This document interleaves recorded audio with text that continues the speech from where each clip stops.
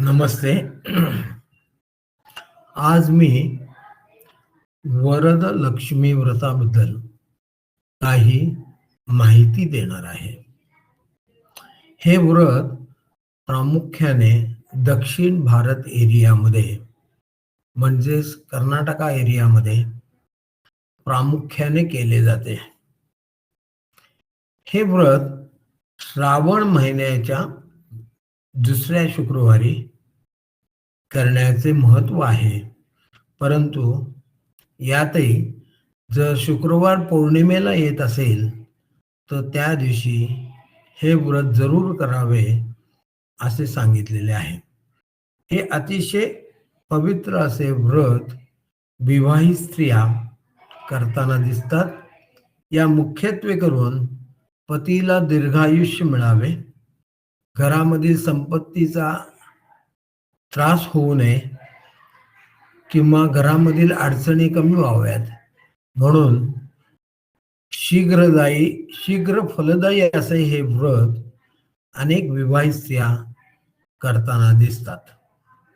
या व्रताची उत्पत्ती कुठून झाली असे जेव्हा पाहिले त्यावेळेला ती उत्पत्ती जसे इतर व्रतांमध्ये आपल्याला पाहायला मिळतं तसेच शिव आणि पार्वती देवी यांच्या पासूनच हे व्रत उत्पन्न झालं.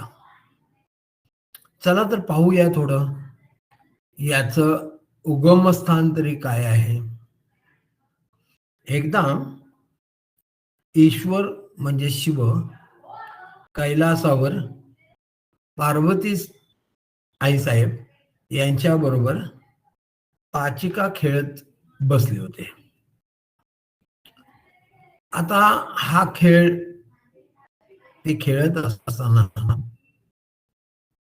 या खेळामध्ये पार्वती देवी म्हणजेच आईसाहेब हा खेळ हरला. त्यामुळे ते खिन्न तर झाल्याच पण त्या अतिशय क्रुद्ध झाल्या व या दोघांमध्ये म्हणजे ईश्वर पार्वतीमध्ये वादविवाद सुरू झाला. आता हा वाद मिटवायचा कसा म्हणून ईश्वराने चित्रनेमीला हा वाद सोडवण्याची विनंती केली. या पिता आणि आईचं बोलणं ऐकून घेऊन या चित्रनेमीने नंतर न्यायनिवाडा करताना सांगितले की पार्वती देवी हा खेळ हरल्या. आता पार्वती देवी हा खेळ हरल्यामुळे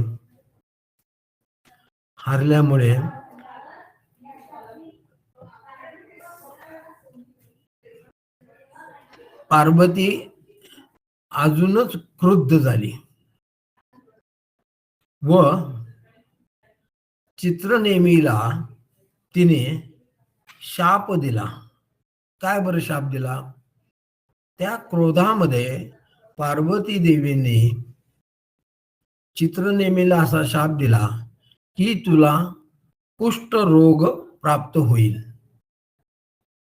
हे सर्व ऐकून चित्रनेमी खूप घाबरून गेला व तो पार्वतीच्या मागे दीनपणे प्रार्थना करू लागला की मला यामधून मुक्त कर. परंतु याच्यामधून मुक्त करणं पार्वतीच्याही हातात राहिलं नाही. सरते शेवटी पार्वतीने त्याला वरद लक्ष्मी व्रत करण्यास सांगितले व हे व्रत केल्याने तू शापमुक्त होशील असे सांगितले.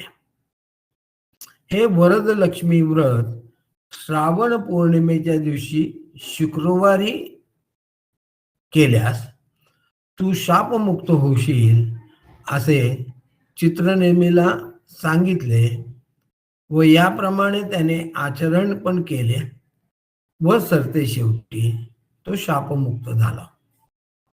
हेच वरदलक्ष्मी व्रत पार्वती देवीने सुद्धा आचरले आणि असे म्हणतात की यानंतरच कुमारस्वामींचा जन्म झाला.